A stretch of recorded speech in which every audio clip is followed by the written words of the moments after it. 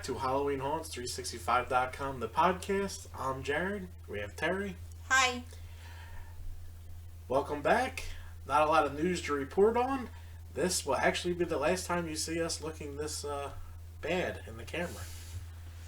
Yes. Maybe one of the last. Because we're finally upgrading this huge piece of shit over here that took me 4.5 minutes to open a PDF with nothing running. Nothing. That was crazy. It took so long. I can't believe it's every time with a PDF. I don't understand. But that's going to be a thing of the past. We're moving on up in the world. We're going to have clearer video. Audio we'll deal with next year. But it sounds good to me so far. Mm-hmm. Yeah? Yes. All right. As you can tell by the picture that you clicked on, today we're covering A Nightmare on Elm Street Part 4, The Dream Master. And we're going to take a look at that trailer right now. Do you know what terror is? Hello. Do you live here? Nobody lives here.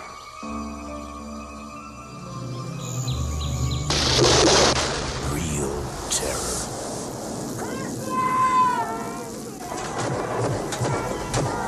How long has it been since you've been on Elm Street? Welcome to a brand new nightmare. He is the first in fear. I don't know you help me!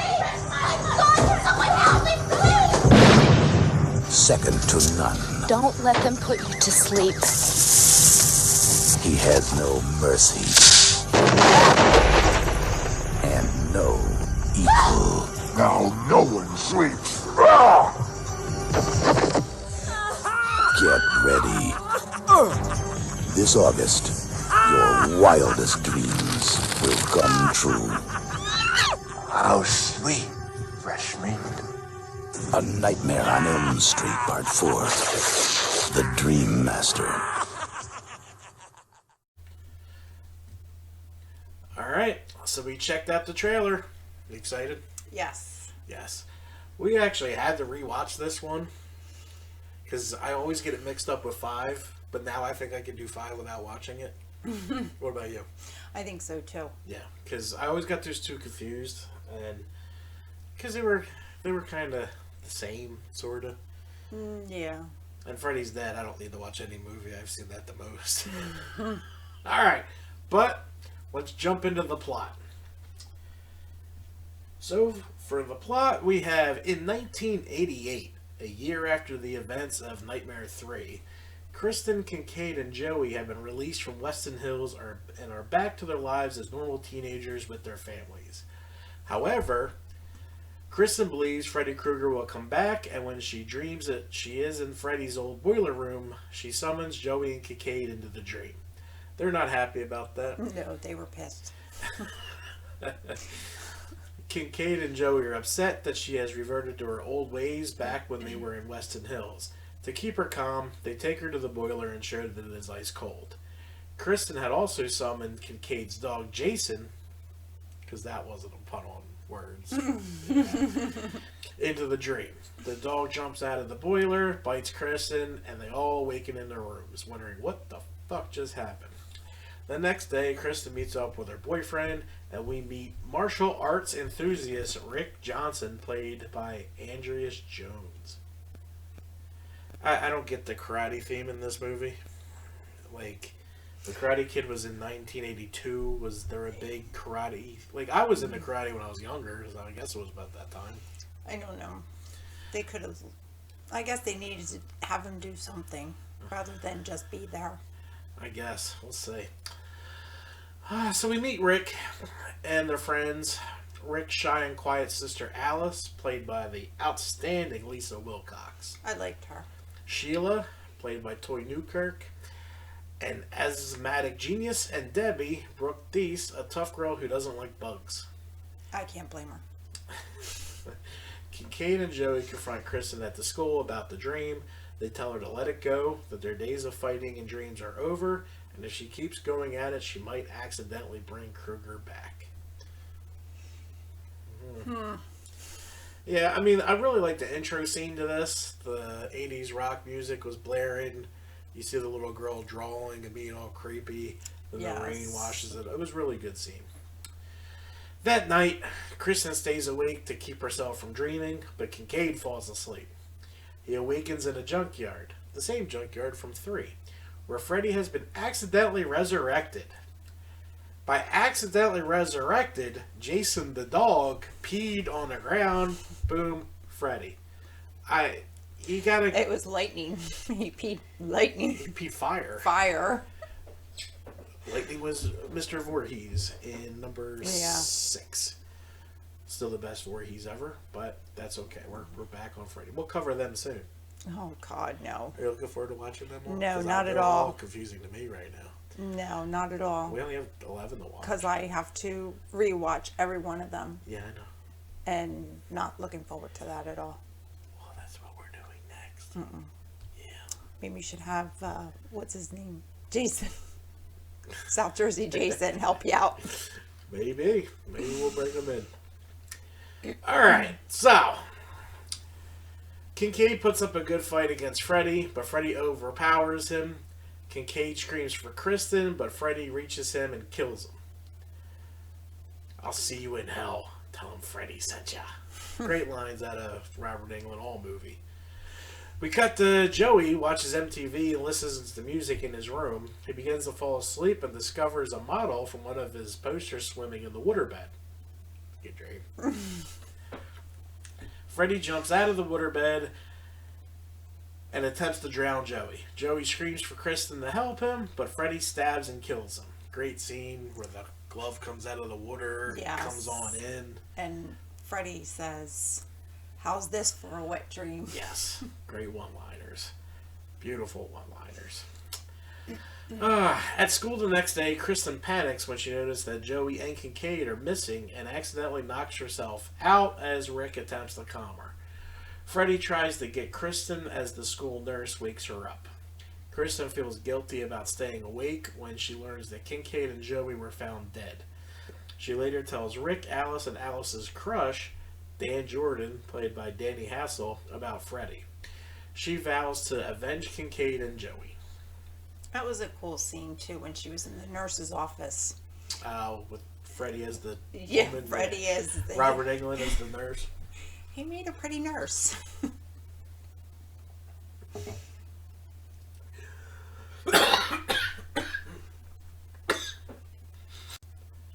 All right, we are back after that coughing fit from me choking on coffee. All right, continuing on. Kristen realizes that her mother, I forget the actress's name, but she played a super bitch. That her mother has put sleeping pills in her dinner, but falls asleep as she tries to run out of the dining room. She put sleeping pills in her drink. She didn't fall asleep running out of the dining room. She fell asleep in her room. She fell asleep in her room, but she was half, what do you call it? In and out, like, I guess, loopy, trying to go up the steps. She was stumbling. I guess. Kristen starts to dream. Freddy overcomes her attempts to repel him and forces her back to his home. It was the beach scene where he stomped her into the ground wearing Ray-Bans, and underneath the ground was her house.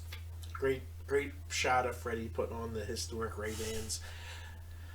Freddy. Since Kristen is the last of the Elm Street children still alive, Freddy goads Kristen into summoning one of her friends into the dream, so this fun can begin anew. She calls Alice into her dream, and Freddy throws Kristen into the boiler, and before she dies, Kristen gives Alice her dream power. Alice wakes up with the sense that something is wrong and takes Rick to Kristen's house. When they get there, they see that Kristen's bedroom is on fire with her in it. Pretty messed up scene. It was. And it had the tagline, "How sweet, fresh meat." Yes. But it just shows, like, Alice, she played such a good role. I mean, Lisa Wilcox did 4 different ranges in this movie. From Yes. cowardice, weirdo, daydreamer to a kick-ass rock star who got her man. So like she played great throughout the entire movie. She's probably my favorite actress in this movie. Mine too. Later, Alice falls asleep during class and inadvertently brings Sheila into her dream. Freddy kills Sheila and makes it look like an asthma attack. Learning is fun with Freddy. I don't know why they had that little robot thing though. That doesn't really match Freddy. There's no like technology to Freddy. Well, Freddy's dead. There was. Well, yeah, because she showed them that she was working on that. She was up all night working on that. Well, not the robot that attacked her out of the book. She made that little thing that for thing. the. Yeah. Okay, I see what you're saying. Rick starts to believe Alice, but the following day he has a dream where an invisible Freddy attacks him in a martial arts dojo. I don't know. I don't know. Rick fights him and manages to knock his glove off. However, the glove levitates and stabs him, killing him. With each death, Alice changes. She gains the abilities and personalities of her dead friends. She makes plans with Debbie and Dan to fight and kill Freddy together. But when her father keeps her in, because, you know, he just lost the son, I didn't let my daughter go anywhere. Right. As much of an asshole he was, you're still not letting your kid out. So, I mean, and the dad played a really good role, too. He did. He played an asshole to the extreme.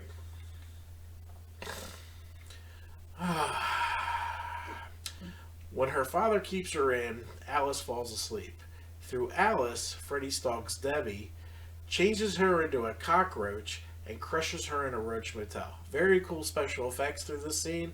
It's always the scene that stood out through the time of her arms snapping and turning into That cockroach was arms. just gross. When her elbows. But like snapped. you see Freddy's giant eye looking in Yes. at it. I mean, it was really cool. Well, the special effects in this movie were fantastic. None of them looked terribly bad. Using Debbie's temper, Alice tries to ram Freddy but collides with a tree in reality. See, they didn't show that. It was in the middle of the street. How'd she run into a tree? It wasn't. It was Freddy she ran into. Right. And then But when they went to the out of the dream world in real life, there was no tree. there was no tree. It was in the middle of the street. Yeah. Injuring Dan. As Dan rushed into surgery, Alice returns home and readies herself to join him and face Freddy. In a dream, Alice rescues Dan, and the two find themselves in an old church. This church, we need this church at a haunt. All my haunt enthusiasts, let's get on it. It'd be an easy scene to do. It would be. You just gotta change the doorway a little bit, a couple pews, and you're in and out. The green and red light, it was so cool. Dan gets injured in a dream, which prompts his surgeons to wake. No, that's not what happened. Man, this is off.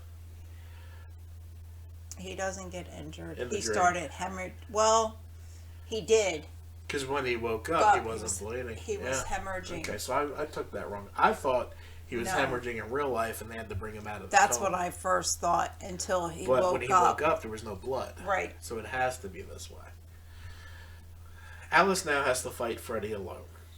Freddy has the upper hand due to all his experience, but she uses all of her friends' dream powers against him. This was a pretty cool standoff. When that door opened and you saw him sitting there like a gunslinger with his glove, just the shadow of that weird church. Yes, Such a great shot. It was a good. Such a great shot. When he is about to win, Alice remembers a nursery rhyme called The Dream Master. She recites it and forces Freddy to face his own reflection, which causes the soul within him to revolt. That was. The strain of all this tears Freddy apart. Alice's friend's souls are released and leave Freddy as a hollow husk. Everything just falls down. Very cool scene of the souls coming out of his body. Them ripping themselves out of it was a really good. You know that body that people were rubbing up against to get out Yes. was actually huge. It was like 20 feet tall. Oh wow. And someone got injured during that. It like fell or something. But yeah, it was a real full-size torso. And because you saw a full naked girl at the end of that scene push her tatas up against it. Tatas. Titties. Anyway, back to reality here. Months later, Dan and Alice are on a date when Dan tosses a coin into a fountain. For a moment, Alice sees Freddy's reflection in the water, but she ignores it. Dan asks her what she wished for, but Alice does not tell him as they walk away from the fountain. What do you think the wish was? That Freddy stays away. Yeah. Yeah. Yes, definitely. Alright, we'll go over the cast before we give our scores. Cast! Robert Englund as Freddy Krueger and Nurse. And Nurse. This is Englund returned for his fourth appearance in the role of Freddy. The time loop sequence of Alice and Dan trying to save Debbie is often quoted by him as his favorite in the whole series. Well, that's pretty cool. When they're coming out of the diner over and over again. Lisa Wilcox as Alice Johnson. Yes. She did a great job. She did. It's the tie between her and Nancy for me. Wilcox was not initially considered for the lead role of Alice.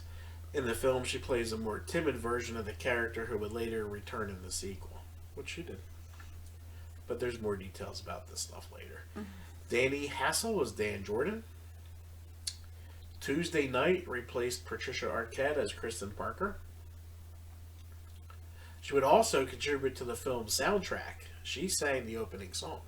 Did she? Yeah, when she was driving up in the convertible. I did not know that. Brooke Thies as Debbie Stevens. She was also in Just the 10 of Us with Heather Langenkamp. Ken Sajos as Roland Kincaid. Ronnie Eastman as Joey Crisell again. Andreas Jones as Rick Johnson.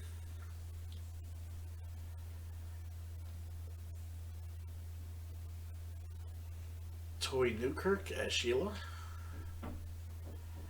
Nicholas Millay as Mr. Dennis Johnson, the alcoholic father. Brooke Bundy as Elaine Parker. Bundy was surprised to be asked back as her character appeared to be killed by Krueger at the conclusion of the mom. I gotcha. It was the same mom. And Lena Quigley as Soul from Freddy's Chest. She's probably the tatas. Robert Shea appears uncredited in a cameo role as Alice's teacher, talking about a positive and negative gates of dreams. So, for our scoring, for cast, we gave a 3. Yes.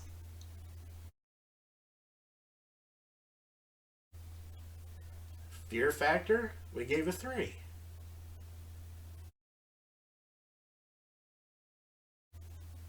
Yes, we did. Plot, we gave a 4.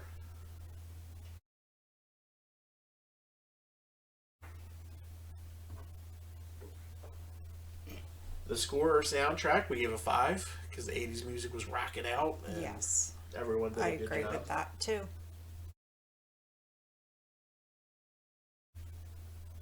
Special effects, we gave a 5.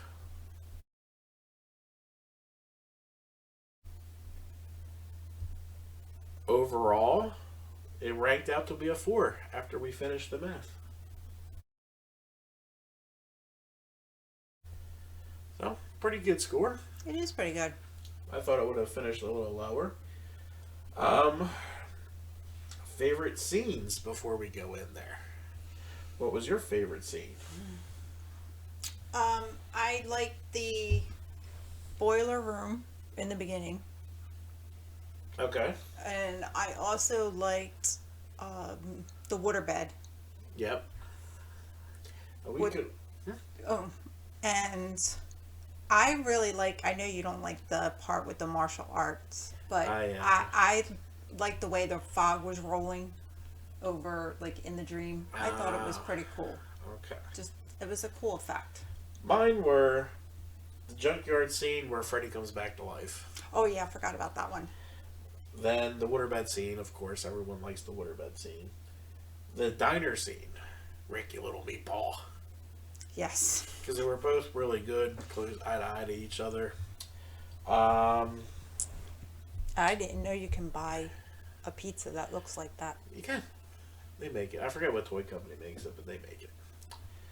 Alright, so we'll get into casting, and then we got a couple surprises for you guys once we get to the music, because I got 2 music videos this time around. That's what you said. Yeah. Casting. The role of Kristen Parker in Dream Warriors had been the debut role for Patricia Arquette, but was recast with actress Tuesday Knight for the sequel. Producer Sarah Reiser said she was disappointed at the time that Arquette could not reprise her role, commending her as an integral part to Nightmare 3, and is well liked by the rest of the crew. And I think it would have been a better movie with Patricia Arquette. I don't think Tuesday Knight did a terrible job, but Arquette was definitely better. So if you had Arquette and Lisa Wilcox together, I think the chemistry would have been better. Mm-hmm. Yes, it would have been.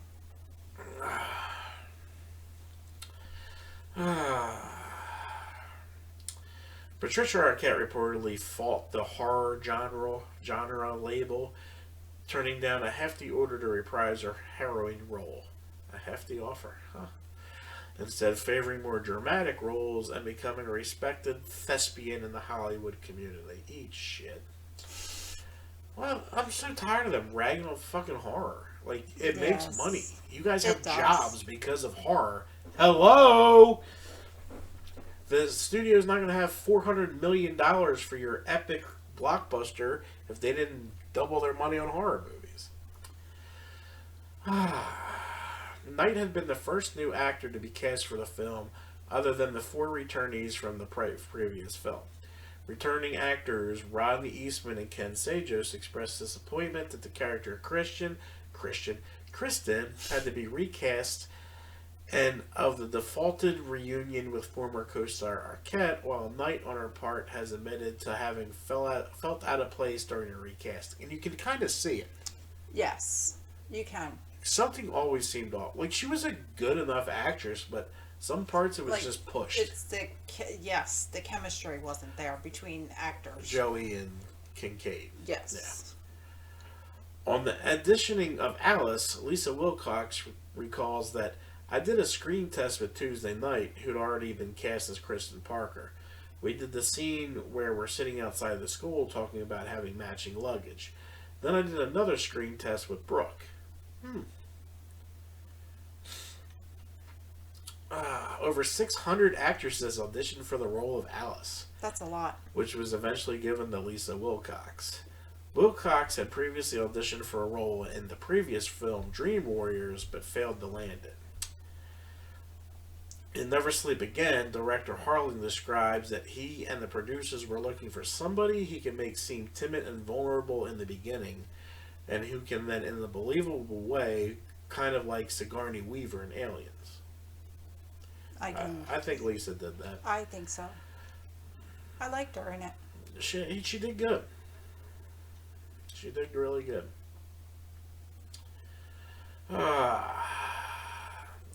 Ellie Cornell has claimed that she was in line for auditioning for a lead role in the Nightmare on Elm Street franchise in 1988.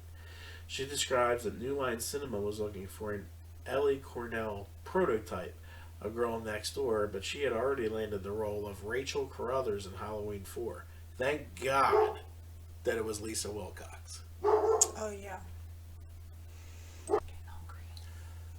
So, yeah, like, Rachel Cornell played Rachel Carruthers in Halloween 4, and she was terrible. She was the big sister. Oh, okay. Yeah, I'm glad she didn't make it. I wasn't a big fan of her in Halloween 4. I didn't hate Halloween 4, but they could have did a better job with her. Grady Kong. Shut up. Leslie Dean, who later starred as Tracy in Freddy's Dead: The Final Nightmare, also auditioned for roles in Dream Master and Dream Warriors.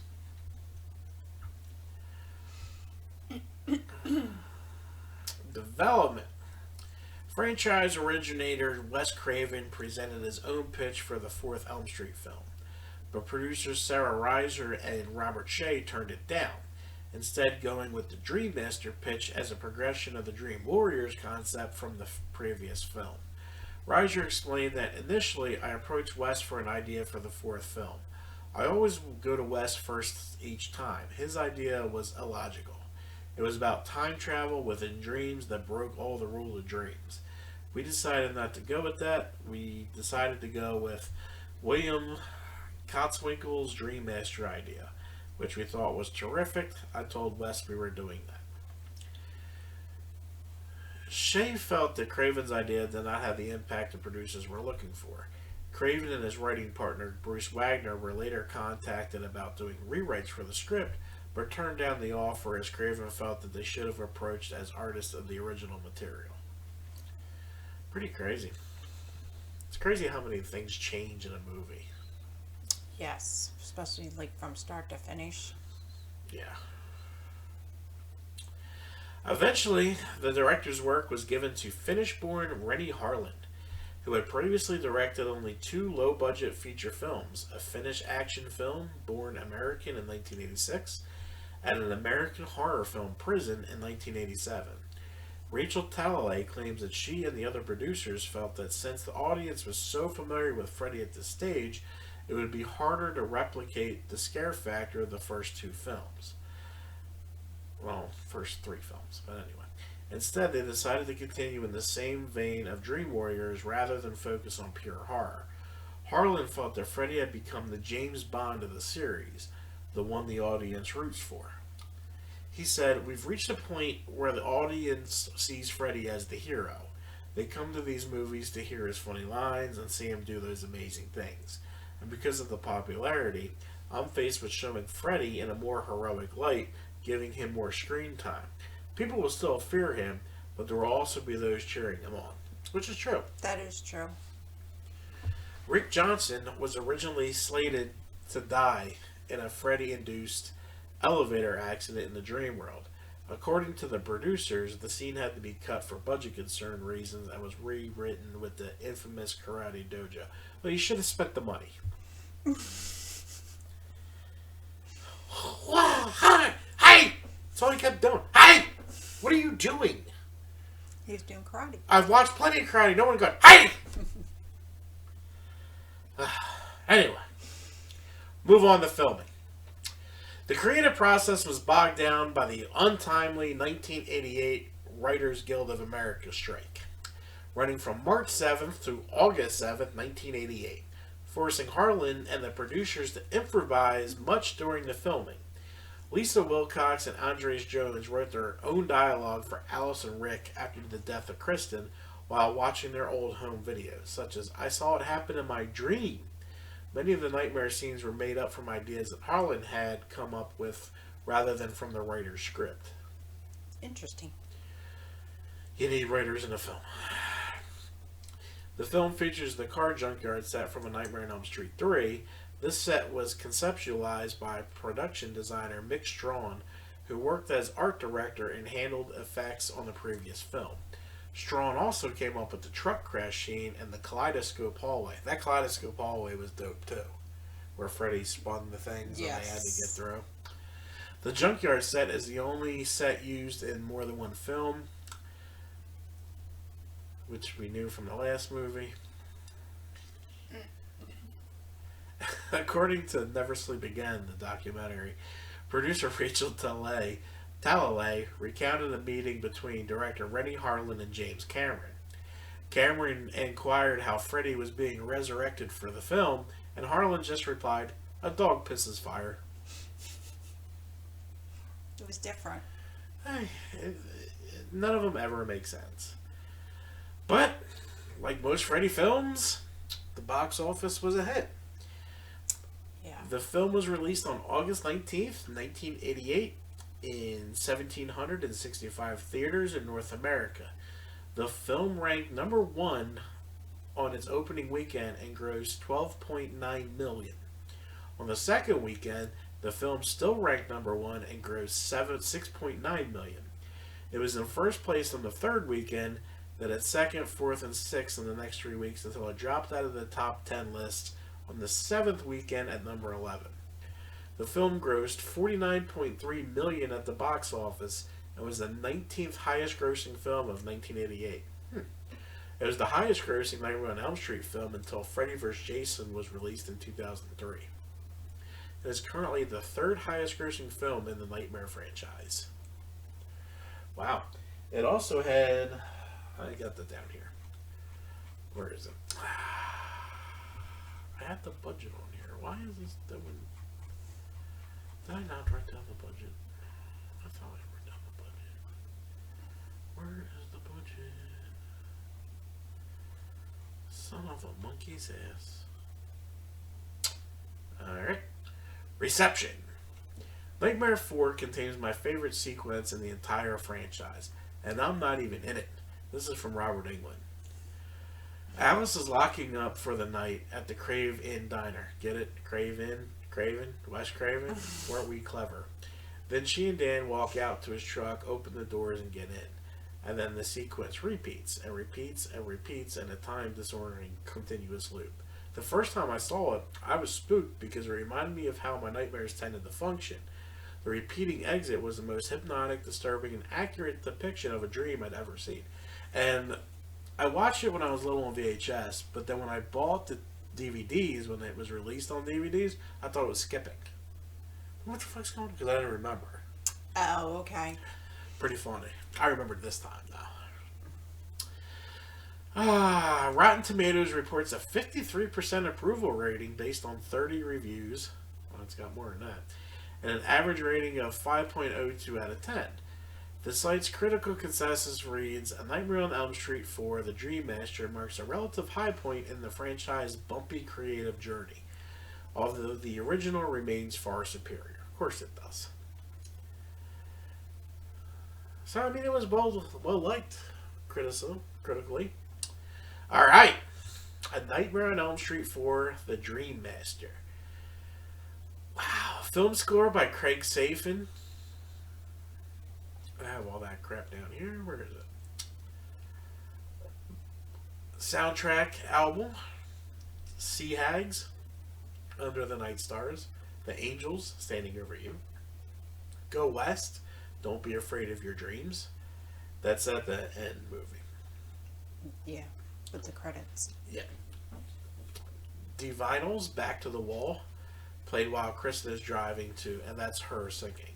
So the name of the song goes Back to the Wall. Jimmy Davis on the Junction, My Way or the Highway. Vinnie Vincent Invasion, Love Kills. It's played in the jukebox after hearing about Joey Kincaid's death, but there's also a music video with them in it. Oh, really? Yeah, we'll be playing that shortly. And then Vigil Therapist, Blondie, Rip Her to Shreds. Fitting. Love, Hate, Angel, and then Craig Safin, Resurrection. It's an instrumental score. So pretty cool there. Yeah, Tuesday Night sang Nightmare, played at the opening credits. Very cool. The Fat Boys, Are You Ready for Freddy? That's another video we have. Very cool. Music videos. So let's play these music videos now. So we're here. The first video you're going to see is by the Fat Boys. Yes, that's really their name. It's called Are You Ready for Freddy? And yes, Robert Englund is in it and did the video. So I don't think I've ever seen that. Let's go to that now.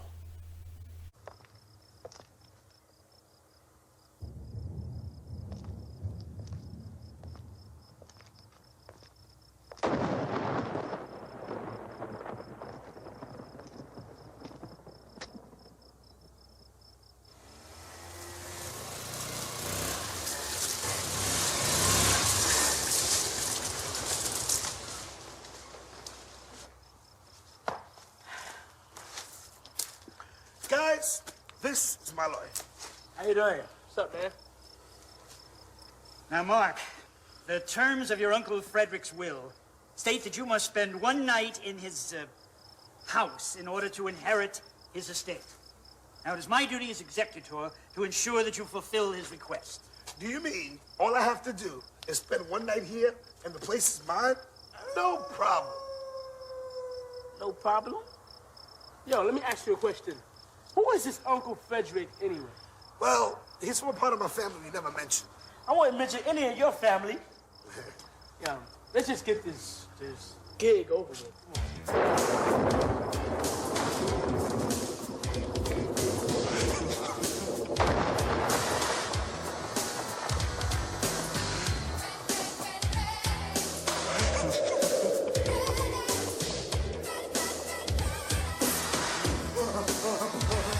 Freddy Krueger's the name. And you know my game. Elm Street's the place. You got the time. Listen to this. Yo, bust the rhyme. Fred Krueger the myth, or Fred Krueger the man. It doesn't matter because I'm still rapping about him, understand? So sit back, Jack. I'm gonna bust the rhyme. Grab a hold of your face. It's Krueger time. It's time for Freddy.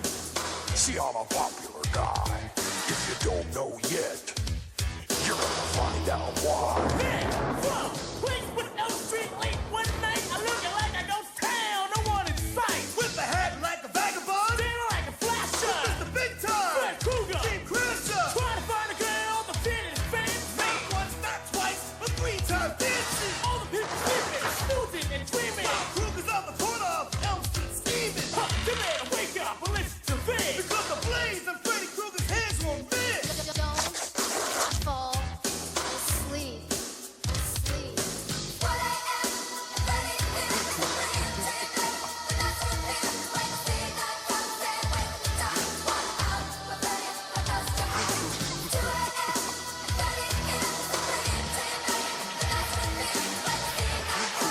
Fred Krueger, Mom. Fred Krueger. I'm here.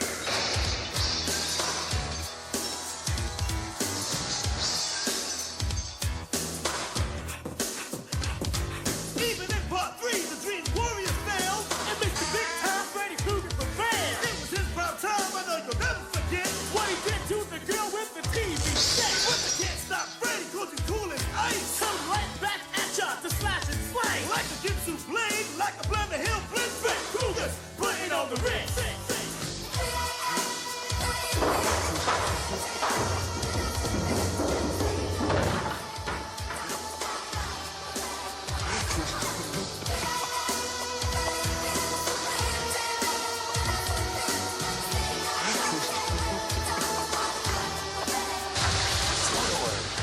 Young ones old. Your mamas too. And if you don't watch out, I'm gonna thrill you too. So my advice to you is to stay ready. 'Cause you know who's back? Freddy.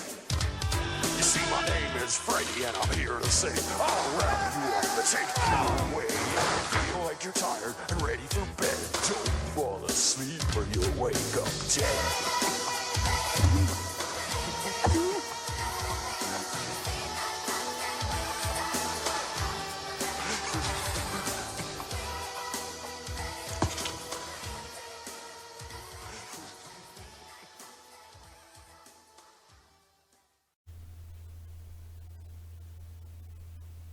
All right, so that was the Fat Boys. Are you ready for Freddy? Now we're gonna listen to Vinnie Vincent's Invasion. Who the fuck is Vinnie Vincent's Invasion? I've never heard of them. Okay, so I've never heard of them, but let's check out that video now. So long since I've waited to live again.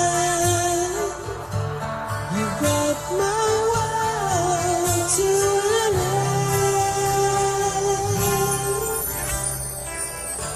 Love takes its victim and leaves its remains.